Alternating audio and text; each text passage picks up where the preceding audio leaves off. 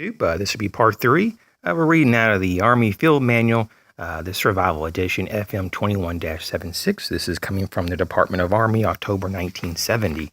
This is a pretty interesting read. We're on Section E here of the subcategory of health maintenance. And I had to come inside because the insects were so bad, and it just happens that that's the next topic here is guard against insects and insect-borne diseases. And this year they are horrific here in 2016.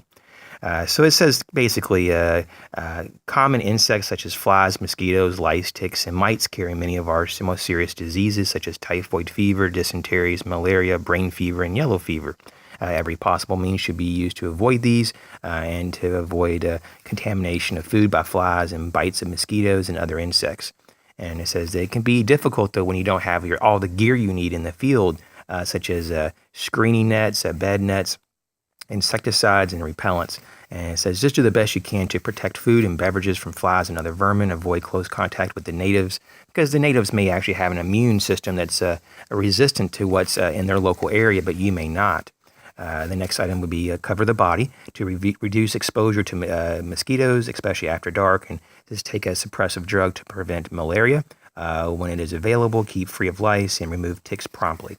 It says the next one is F, guard against contact diseases. Many diseases such as venereal diseases, dysentery, tuberculosis, measles, mumps, and common respiratory and skin diseases result from close association with cases or carriers of these diseases. Avoid intimate contact with the natives, who is likely to be the source of the diseases. And this is lastly, this letter G is take care of your feet. And this is a real big one, though. There's a little bit of a contradiction at the end with modern day medicine and what they recommend, but we'll cover that real briefly.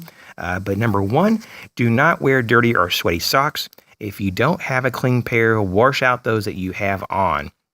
If you have an extra pair to wear, put the wash pair inside your shirt next to your body. They will dry out in a short period of time. If possible, wear woolen socks. They absorb perspiration. And lastly, number 2, blisters are dangerous because they may cause fatal infections. If your shoes fit well and you dry them after crossing wet ground, if you change your socks frequently, and if you exercise your feet, you should not have much trouble with blisters. Should you develop blisters, however, pierce through this thick skin at its base with a sterilized needle or knife blade. The point of the needle or knife may be quickly sterilized by holding it in a flame for a few seconds. Press and drain the blister, then apply a clean bandage to prevent the dead skin from being rubbed off before it's healed.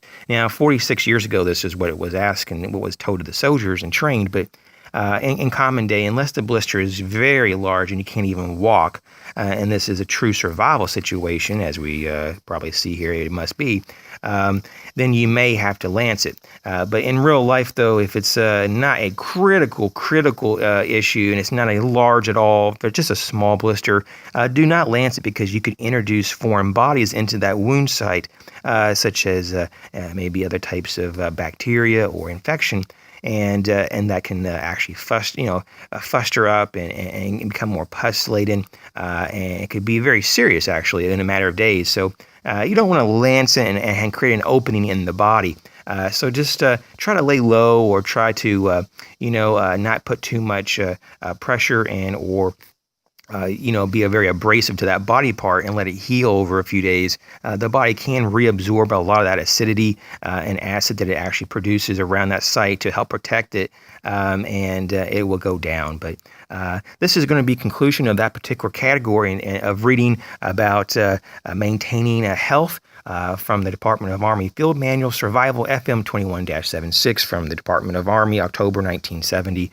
Thanks again for listening to this 3-part series, and you have a great day.